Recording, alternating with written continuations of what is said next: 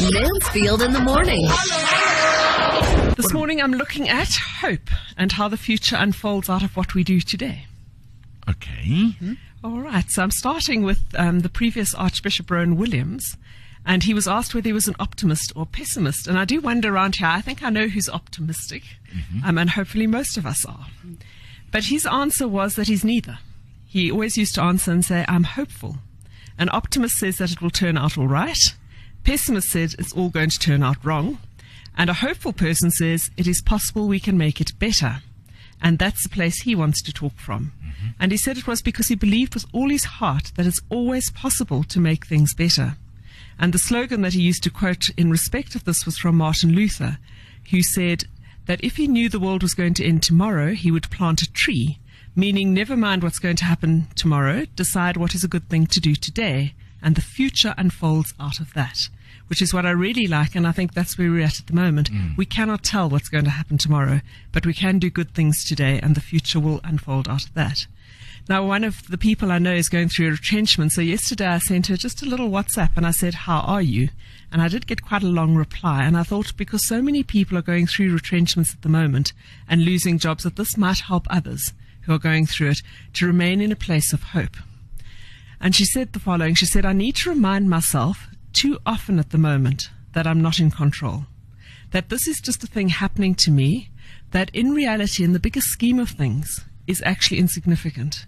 And I need to center my energy more on how to respond and behave now versus being smothered by the whole process. And she said it's hard putting the little energy we have into the right place where healing and growth can take place when it is so easy to fall without even trying into dark and destructive places. And she ended by saying that might sound like a gloomy message, but I'm good and I will make sure I have a good week. Now, she was surprised when I said that far from that message sounding gloomy, to me it was filled with hope, and I found it positive. And the reason I found it positive, and this is where I think people might benefit, is for these reasons. That she was actually processing what was happening consciously. She was not allowing it to overwhelm her or suffocate her to the point where she couldn't feel anything. That she had looked at it and separated what she could control from what she couldn't. And I think that's really important for us at the moment, to look at what we can't control, that we have to let go, but look at what we can do. Sometimes we can't control the situation, such as a retrenchment, but we can control our response and behavior and where our thoughts are, and our thoughts are important.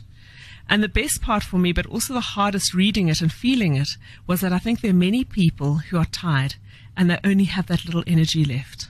And that worries me. But she was placing that energy in the right place where healing and growth can happen, even though it took energy to do that.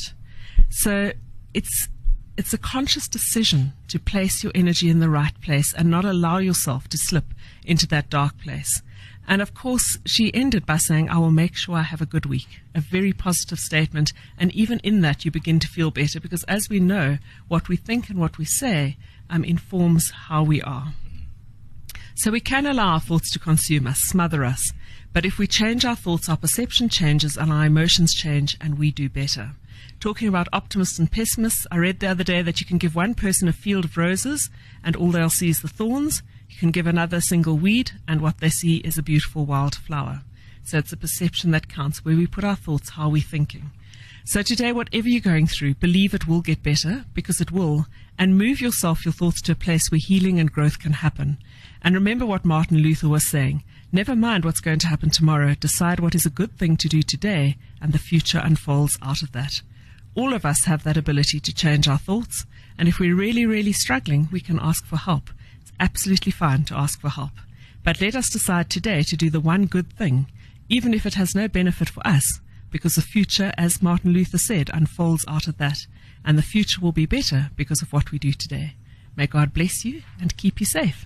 Thank you very much. Here it comes! It's Mansfield in the morning. Driven by Sandown Motors, your Mercedes-Benz partner. On